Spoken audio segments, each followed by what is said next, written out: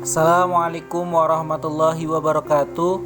Kami dari kelompok 5 akan membahas tentang ruang demonstrasi kontekstual yang berjudul tentang pembelajaran berdiferensiasi. Yang beranggotakan yaitu Dita Siti Barokah, Muhammad Ihsan Arif Karahman, Oktavia Nur Hasanah, dan Siti Fatimah As-Saadah. Yang pertama yaitu pengertian pembelajaran diferensiasi. Pembelajaran diferensiasi adalah proses pembelajaran yang dirancang untuk dapat mengakomodasi perbedaan kebutuhan dan karakteristik peserta didik. Pembelajaran diferensiasi membantu guru untuk menyusun rencana pembelajaran yang sesuai dengan kemampuan dan karakteristik peserta didik. Dalam pembelajaran diferensiasi, perlakuan yang diberikan oleh guru kepada setiap peserta didik berbeda-beda. Hal ini dikarenakan menyesuaikan dengan kebutuhan dan karakteristik peserta didik yang berbeda-beda. Tujuan pembelajaran diferensiasi menurut Tomlinson 2014 yaitu 1. Memastikan setiap peserta didik mendapatkan pengalaman belajar yang sesuai dengan potensi dan kemampuannya. 2. Menciptakan lingkungan belajar yang inklusif dan berkeadilan. 3. Meningkatkan motivasi dan keterlibatan peserta didik dalam pembelajaran. Ciri-ciri pembelajaran berdiferensiasi: Association for Supervision and Curriculum Development, menjabarkan tentang karakteristik atau ciri-ciri pembelajaran berdiferensiasi. Menurut Tomlinson, yang diuraikan pada artikel yang ada beberapa poin yang perlu diperhatikan. Antara lain, yang pertama, bersifat proaktif. Guru secara aktif merencanakan pembelajaran yang akan diberikan dengan menyusun materi untuk berbagai kelompok peserta didik. Guru tidak hanya menyesuaikan pembelajaran berdasarkan evaluasi terhadap kegagalan yang terjadi pada pembelajaran sebelumnya. Yang kedua, menempatkan fokus pada kualitas di atas kuantitas. Anak pintar belum tentu mendapat tugas tambahan yang sama setelah menyelesaikan tugas pertama. Sebaliknya, dia akan menerima tugas yang akan membantunya mengembangkan keterampilannya. Yang ketiga, berakar pada asesmen. Guru selalu mengevaluasi siswa dengan cara yang berbeda-beda untuk mengetahui kondisinya pada setiap pembelajaran.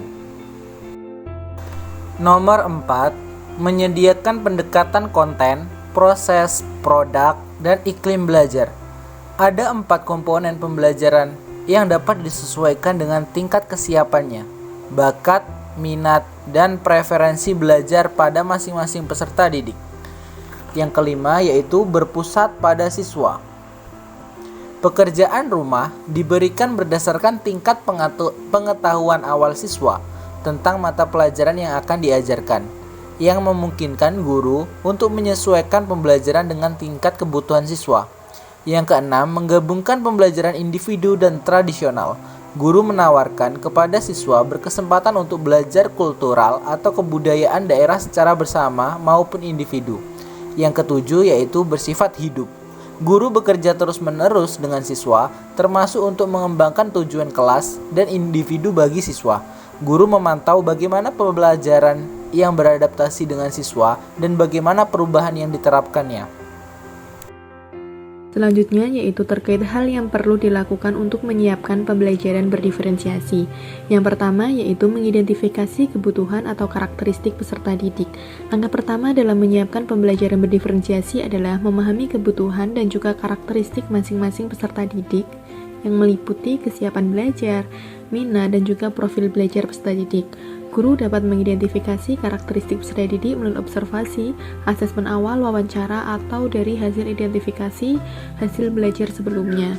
Sofianti 2023. Selanjutnya, guru memetakan peserta didik sesuai dengan hasil identifikasinya.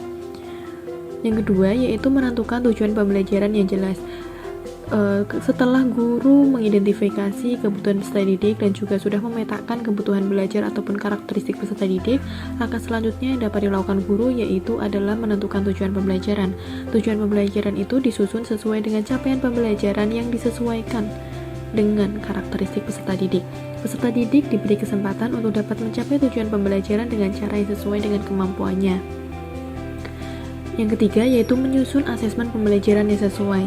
Pembelajaran berdiferensiasi dapat dilakukan dengan menggunakan asesmen yang beragam yang memungkinkan peserta didik dapat menunjukkan pemahamannya. Asesmen dalam pembelajaran ini harus dapat memberikan umpan balik yang konstruktif. Selanjutnya, merencanakan langkah pembelajaran berdiferensiasi.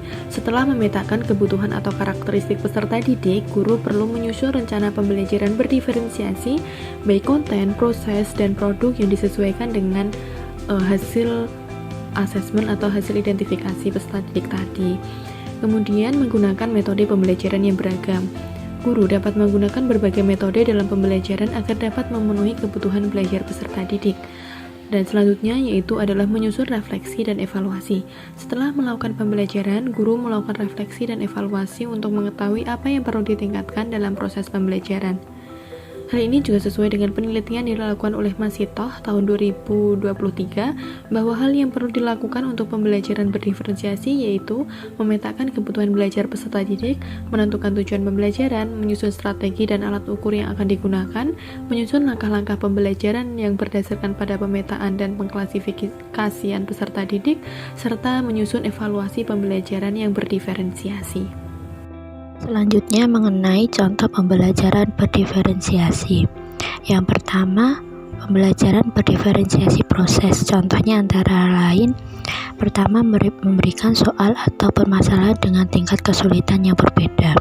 Yang kedua, mengelompokkan peserta didik berdasarkan kemampuan atau minat. Yang ketiga, memberikan peserta didik pilihan proyek mereka. Dan yang keempat, memberikan intensitas bimbingan yang berbeda berdasarkan tingkat kemampuan peserta didik.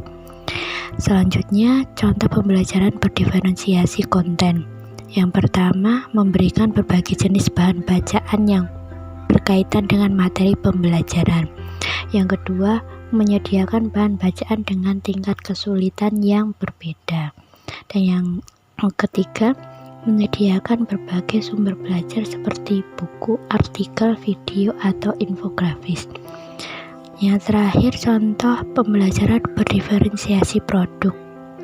Antara yang pertama, memberikan pilihan cara mengekspresikan kebutuhan belajar seperti membuat puisi, menulis surat, atau pertunjukan boneka.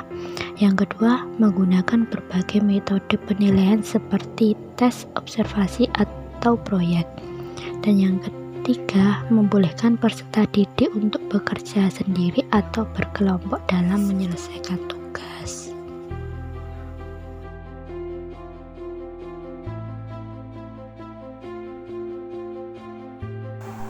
Sekian dari kelompok kami, kurang lebihnya kami mohon maaf.